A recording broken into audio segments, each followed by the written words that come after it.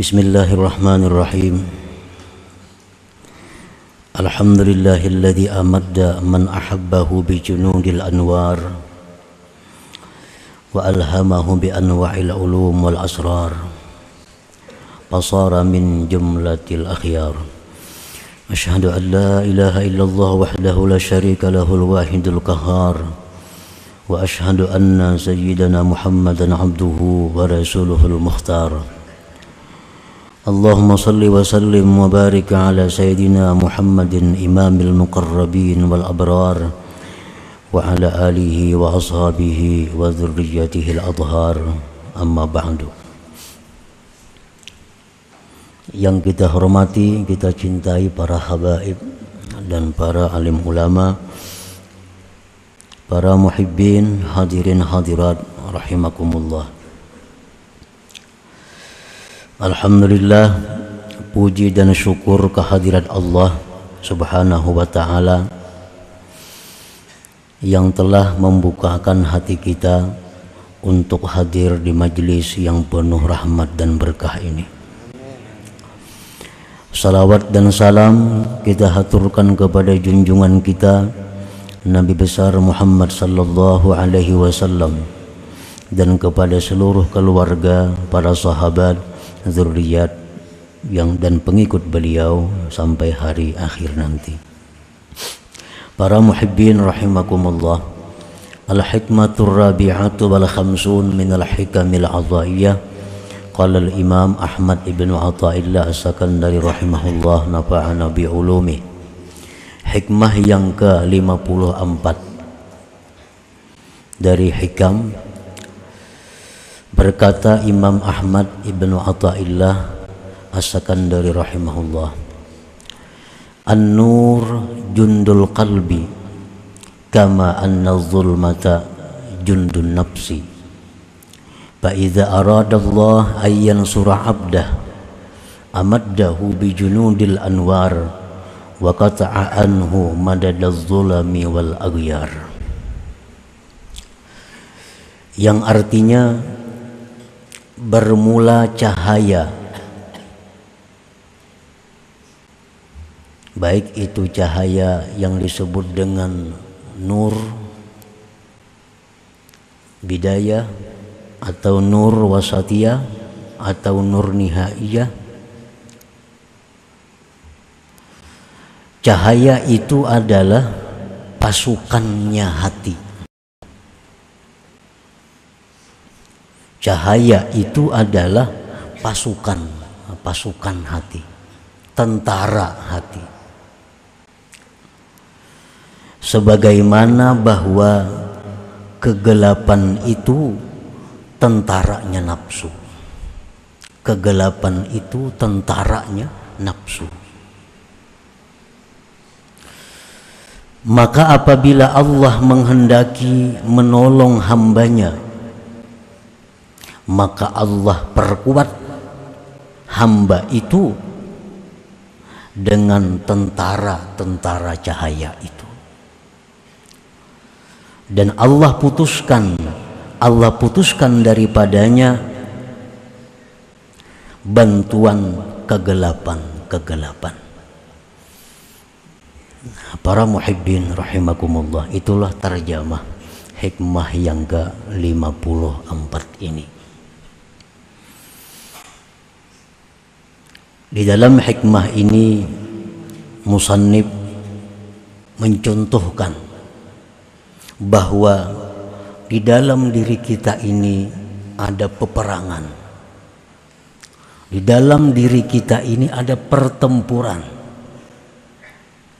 Pertempuran di mana pasukan putih yang menuju keridhaan Allah selalu berperang dengan pasukan hitam yang membawa kepada kemurkaan Allah.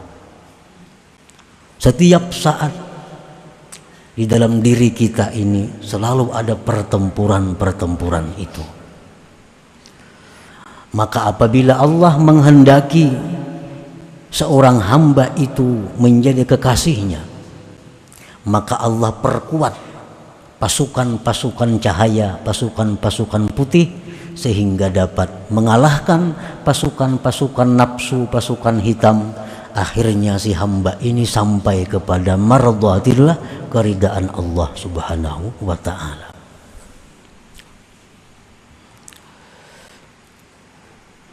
Idza syara'al 'abdu bis-sayr ila mardhatillah aqahun nafsu wa junduha bi anwa'il awaik fawaswasat fi qalbi taswipat taubah wa usraha kay la yasidal 'abdu ila maqsudihi min naili mardhatillah.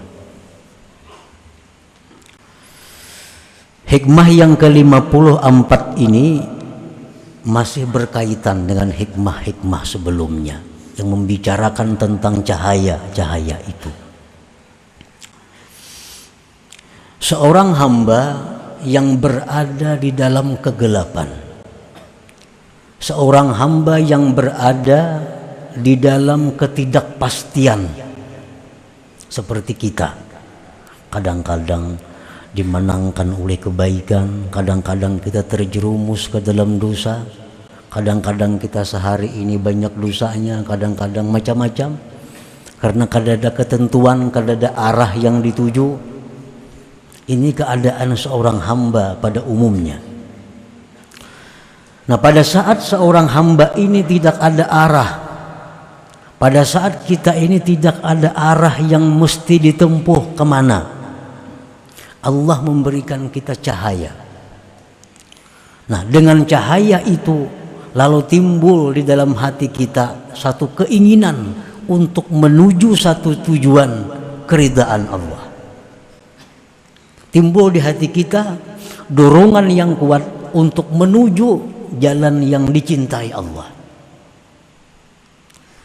Dalam hikmah sebelumnya, cahaya ini diumpamakan oleh musannif ini dengan tunggangan atau kendaraan, bahwa cahaya itu adalah laksana tunggangan yang menyampaikan seorang hamba kepada keridhaan, kecintaan Allah Subhanahu wa ta'ala.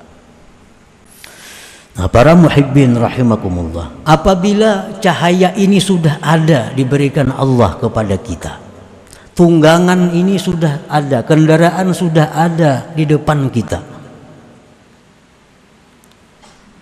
makanannya, bekalnya, BBM-nya sudah ada, dan kita sudah mulai berjalan dengan cahaya itu selangkah demi selangkah menuju keridaan Allah.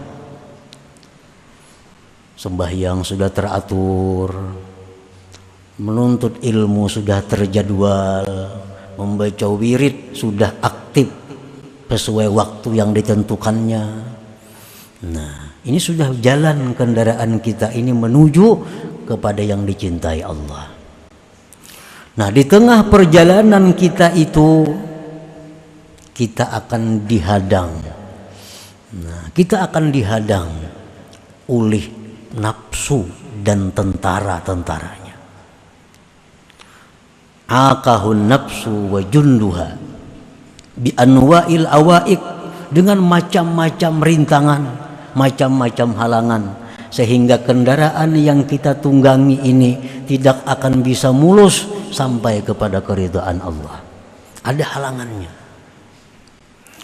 Nafsu dan pasukannya. Pasukan nafsu ini siapa? Syaitan, pasukan nafsu. Kadang-kadang bisa anak kita sendiri menjadi prajurit nafsu, istri kita sendiri menjadi tentara nafsu yang menghadang kita, orang tua kita, mertua kita, siapapun bisa menjadi pasukannya nafsu ini. Nah, ini yang menghalangi kita untuk menuju terus ke jalan yang diridai Allah itu. Para muhibbin rahimakumullah, nafsu ini dan tentaranya tadi menghalangi kepada kita. Pertama-tama yang dihalanginya agar kita ini jangan bertobat. Nah, kaina dulu tobat itu. Dan tobat itu sulit. Tobat itu sulit. Kalau kita menghindari satu dosa itu sulit, lebih sulit lagi tobat dari dosa itu. Jadi mau ada anggapan toh gawi jadul dosa kena nyaman aja tobat, ini logika yang salah. Mujanabatul ma'asi ashalu minat taubah. Menjauhi dosa itu lebih mudah daripada tobat terhadap dosa itu. Jadi jangan menganggap penting kayaknya nyaman aja tobat. Tobat itu lebih sulit daripada menjauhi dosa saat ini. Nah, para muhibbin rahimakumullah. Jadi halangan pertama yang dihalangi oleh nafsu dan tentaranya ini adalah dengan tobat ini. Kita dahulu banyak kada sembahyang. Sekian tahun, sekian puluh tahun sembahyang kadang-kadang kada. Nah, begitu kita tobat kepada Allah, nah kita diwajibkan mengqadha sembahyang yang kita tinggalkan itu. Coba kita bayangkan betapa sulitnya. 10 tahun kita sudah mulai akil balik, 15 tahun umur kita. Sekarang umur 40 tahun, berarti berapa tahun? 25 tahun tobat. 25 tahun ini sembahyang kita kadang-kadang sembahyang. Kita diwajibkan menghitung seapik mungkin. Diwajibkan menghitung sewajib mungkin. Diwajibkan kita menghitung sehari ini kira-kira aku ada sembahyang nyata pang 2. Nah 2 sehari kali 25 tahun. Kalau kita ingin tobat, kita diwajibkan mengqadha itu, mengqadha. Dan mengqadhanya ini pauran, segera. Nah ini halangan yang pertama. Mudah ke tobat itu jar nafsu kan kaina aja tobat itu. Kaina aja tobat. Makin kaina makin banyak hutang kita.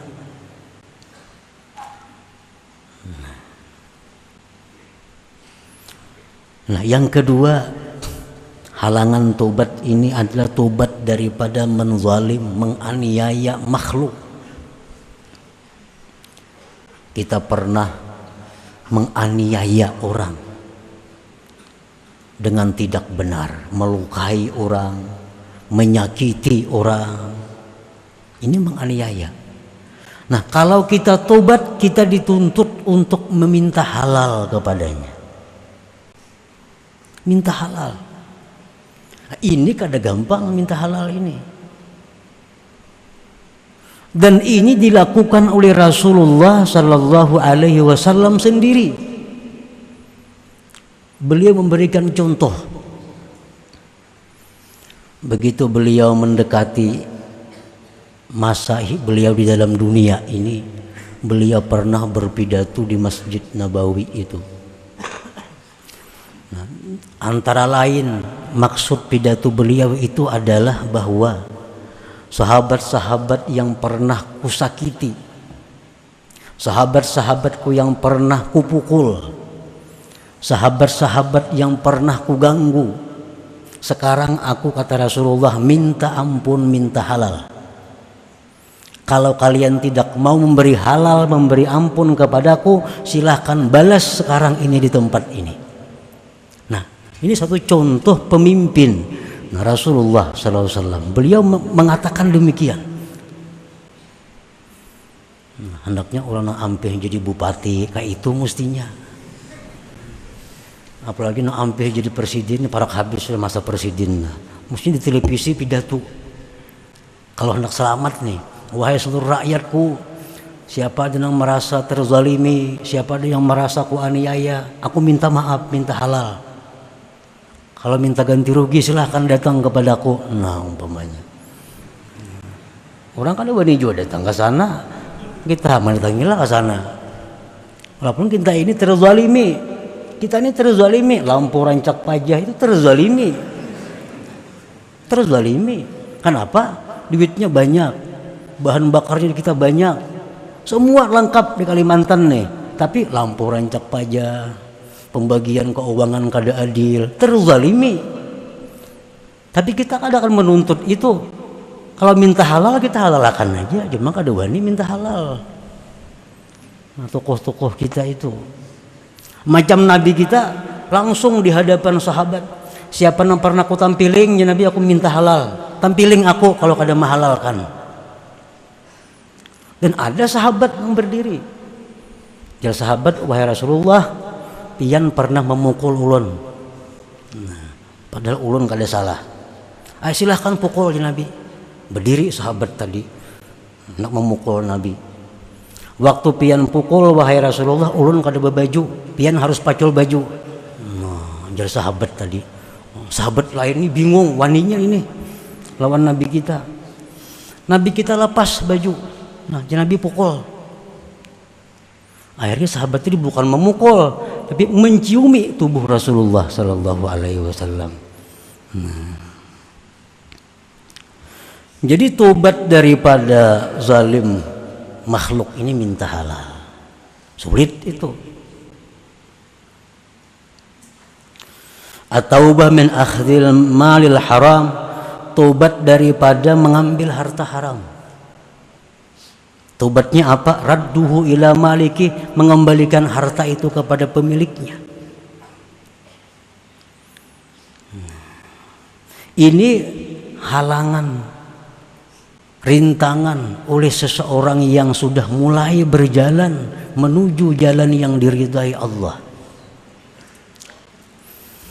Orang dahulu bermodal 100 juta. Duitnya duit kada halal. Pol dibukanya toko berdagang. 20 tahun berdagang, dari modal 100 juta tadi sekarang jadi 2 miliar. Nukar rumah, nukar kendaraan, tokonya sekian buah. Lalu orang ini dapat cahaya petunjuk, mulai ke jalan Allah, sampai di bab tobat, bahwa harus mengembalikan seluruh harta yang haram itu. Maka asal modalnya haram. Bila modal haram, seluruh bunga-bunganya, kembang-kembangnya, cabang-cabangnya jadi haram. Nah, sangguplah keluar dari harta itu. Rumah ini nukar duit itu juga, kendaraan nukar duit itu juga, toko nang ada duit itu juga. Semuaan dari hasil itu. Nah, kalau hendak tobat, dia harus keluar telanjang daripada itu. Kecuali pakaian yang menutup auratnya. Nah, sangguplah ini tobat nih. Ini halangannya, halangan yang dilaluinya. Orang yang bekerja di pekerjaan haram, bekerja di mana misalnya di pabrik minuman keras, atau orang ini bekerja sebagai pekerja di tempat-tempat karaoke, tempat-tempat maksiat, gajinya sekian juta setiap bulan, dia harus melepaskan pekerjaannya itu. Nah, sangguplah ini. Ini halangannya orang menuju ke jalan Allah ini. Fa iza arada Allah ay yansura 'abdahu wa yaj'alahu min ahbabih, apabila Allah menghendaki menolong hamba ini dan menjadikannya kekasihnya, amaddahu, Allah bantu orang ini. Nah, nyaman aja. Kalau Allah menghendaki si fulan ini jadi kekasihnya, Allah bantu caranya dengan mudah, dengan mulus mengatasi semua masalah-masalah yang berkaitan dengan tobat tadi contohnya. Dengan apa Allah memperkuat? Pertama, bil yakin, dengan yakin. Arti yakin itu apa? Ada musyak, tiada ragu-ragu. Sedikit pun tidak ada ragu-ragu. Contohnya yakin yang kayak apa Contohnya yakin Baitullah itu andaknya di Mekah, yakinlah kita. Baitullah, Ka'bah itu andaknya di Mekah, yakin kita tuh, sedikit pun kada ragu-ragu. Nah, Allah beri hamba ini yakin. Nang apa nang diyakininya? Wa'dallah wa dhamanahu, janji Allah dan jaminan Allah. Ini diyakininya. Diberi Tuhan hamba ini keyakinan terhadap apa yang dijanjikan Allah, apa yang dijamin oleh Allah. Apa janji Allah contohnya? Walladzina jahadu fina lanahdiyannahum subulana. Ujar Tuhan, siapa-siapa yang sungguh-sungguh menjalani jalan kami, pasti akan kami beri petunjuk kepada jalan kami itu. Kalau kita ini bertikad bujur-bujur hendak sampai kepada ma'rifatullah, Allah pasti akan memberi petunjuk itu. Nah, ini firman Allah. Allah beri hamba ini yakin dengan itu. Nah, yakin. Allah berjanji, wa may yattaqillah yaj'al lahu min amrihi yusra. Orang-orang yang takwa kepada Allah, Allah jadikan urusannya itu mudah, nyaman. Nah, jadi orang ini seandainya taubatnya ini harus menyerahkan seluruh hartanya karena memang dari yang haram, diberi Allah orang ini keyakinan bahwa kalau engkau berbuat itu digantikan oleh Allah dengan yang lebih daripada itu. Nah, diberi Tuhan ini hamba keyakinan. Nah, lalu si hamba ini berani melepaskan seluruh hartanya yang didapat dengan jalan yang haram tadi. Nah, maka dia lalu bisa meneruskan perjalanannya untuk menuju kepada keridhaan Allah tadi. Allah beri keyakinan. Nah, tapi kalau Allah menghendaki si hamba ini kehinaan, maka hamba ini tidak diberi keyakinan oleh Allah sehingga dia timbul keraguan-raguan. Mun aku balapas pada hartanya, kemana aku lagi begana? Kayak apa aku lagi makan? Kayak apa aku menyekolahkan anakku? Kayak apa aku bayar kredit motor, kredit mobil? Kayak apa aku mengatasi itu? Nah, kalau orang dikehendaki Allah kehinaan, dia akan ragu-ragu dengan itu. Ragu-ragu. Padahal dengan jelas Al-Quran mengatakan kalau dia melepaskan diri dari seluruh harta yang haram itu, Allah jadikan mudah.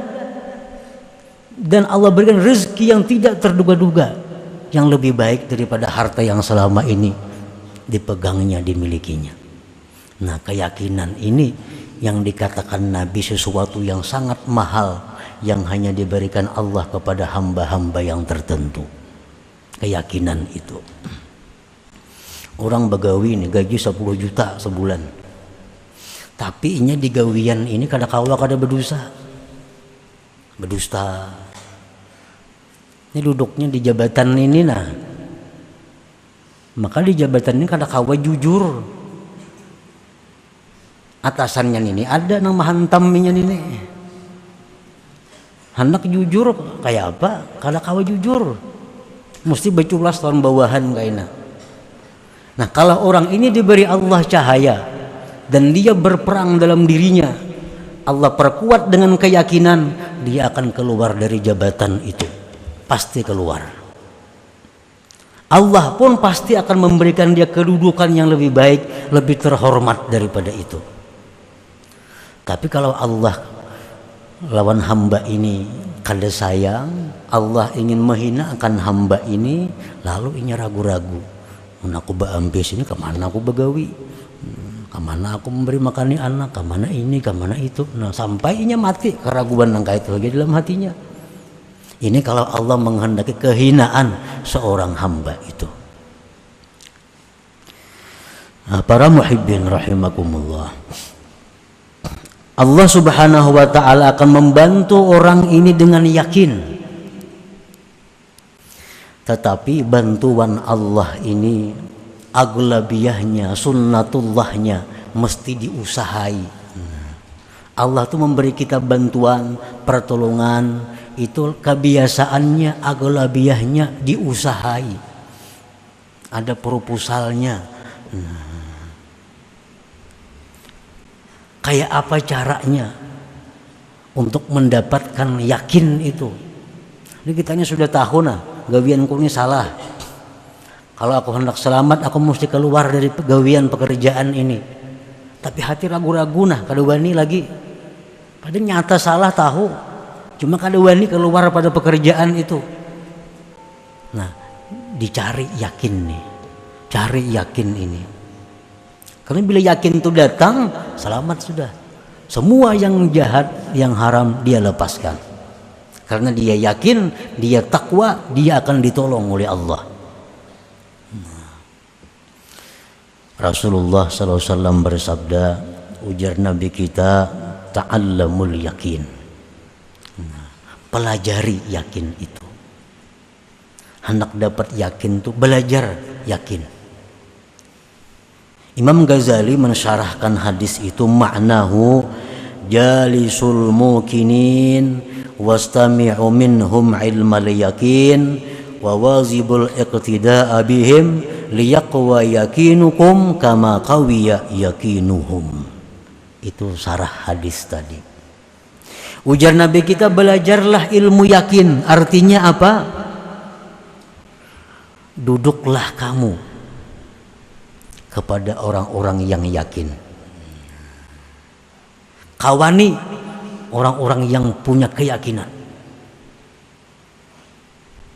Dengarkan daripada mereka keyakinan mereka. Selalu ikuti mereka agar yakin kamu kuat seperti yakin mereka. Nah, cari orang-orang yang pernah berhasil dengan keyakinannya itu. Sidin tuh bahari bagawi di situ haram, tapi sidin wani keluar. Sekarang sidin sugih pada dahulu. Nah, datangi sidinnya, kayak apa pian bahari nang kayak itu? Aku ge sidin yakin. Nah, yakinnya ini yang kita cari, kita pelajari. Cari orang-orang yang yakin. Kemanapun mereka, ikuti mereka, sekedudukan dengan mereka, sehingga yakin yang ada pada diri orang itu memancarkan ke dalam hati kita. Hati kita pun ikut menjadi yakin akhirnya. Itu kalau hendak dapat keyakinan. Amun dekawani orang yang kada yakin, bertambah kada yakin. Orang yang mencari keyakinan yang kayak itu nah, duduk di warung, dudukan di gardu, bertambah kada yakin hati. Duduk di tempat-tempat orang yang yakin, maka keyakinan orang itu akan memancar tembus ke dalam hati kita yang kada yakin ini. Liyaqwa yakinukum kama qawiya yakinuhum, agar kuat yakin kamu, ujar Nabi sebagai ujar Imam Ghazali. Kata Imam Ghazali, liyaqwa yakinukum, agar kuat yakin kamu kama qawiya yakinuhum, sebagaimana kuat yakin mereka itu. Nah, para muhibbin rahimakumullah, selanjutnya hikmah yang ke-55 minal hikam atahiyah. Nabi sallallahu alaihi wasallam, al-Fatihah.